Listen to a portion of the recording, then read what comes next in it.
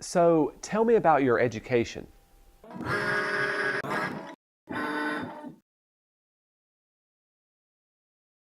There's a term in marketing called buyer's remorse.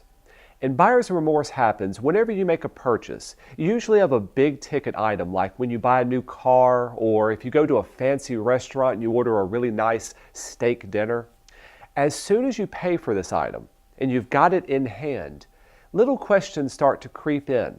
Things like, is this really the best car that I could have purchased? Or maybe there was something better on the menu that I would have enjoyed a little bit better.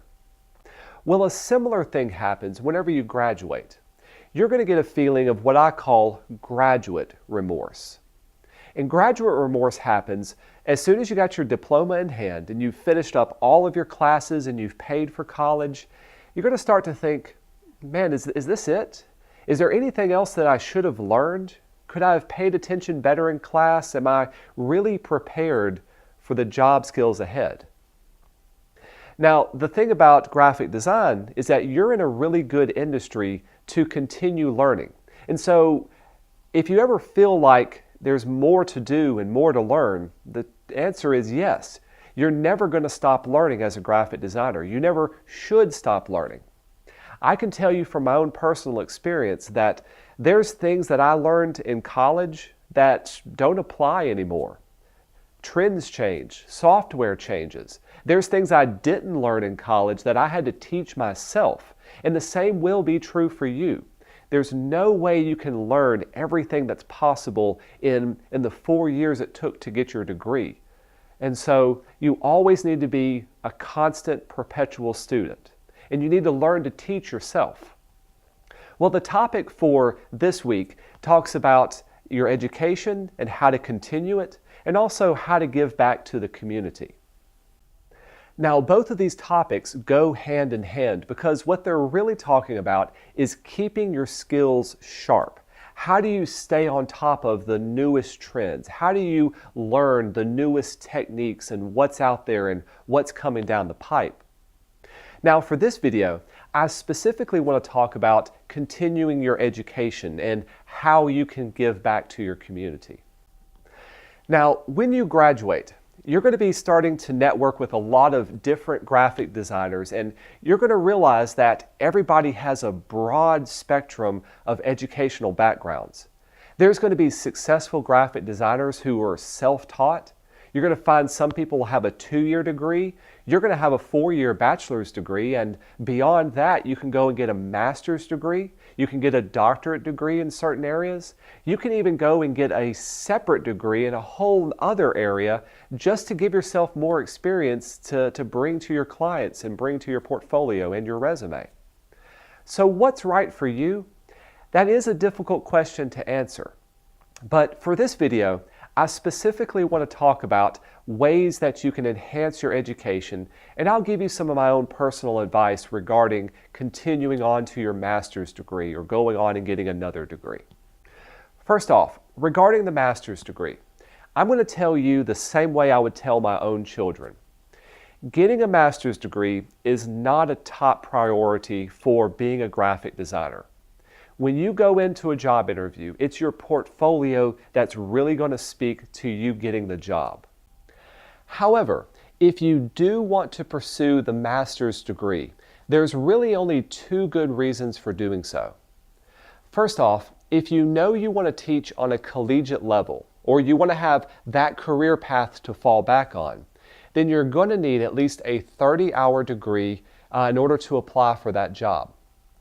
But secondly, and most importantly, if you find a job that has a specific set of skills that you never got as an undergraduate, then pursuing a master's degree, pursuing a graduate degree to develop those skills may be worth your time. For instance, let's say you found a job that requires you to know animation, and you've never had good experience with animation. Well, taking classes and getting a degree that requires you to learn animation would be well worth your time. You'd have a stronger portfolio, and you could add that to your resume. Now, one good reason for not getting a master's degree is simply because you want to bide your time until you find a job. So often, graphic designers will graduate and they won't have a job in hand. And so they start to fret. They don't know what to do with their time. And so they think going back to school would be the best choice for their time until they can find some full-time employment. And to be honest, this can just be a waste of time. Time that you could be spending finding and pursuing a job. So rather than going the educational route, I highly recommend go the community route. Find a community you can join and give back to. Now, graphic design communities are a wonderful way of staying current with trends and also keeping your skills sharp.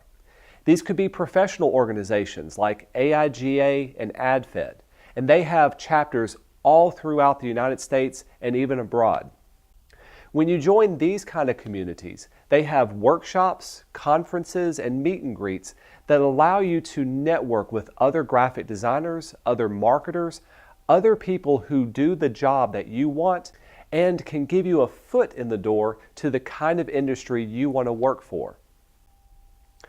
Another thing you can do with a community is to give back to the community. If you find an organization that you believe in, somebody who needs your graphic design skills, well, this is a great time to approach them and to say, hey, I want to be a part of what you do. This speaks to what we learned last week when I talked about taking what you love as a graphic designer and applying it to other areas of your life. So when you start to help out other communities, you're not doing this for pay.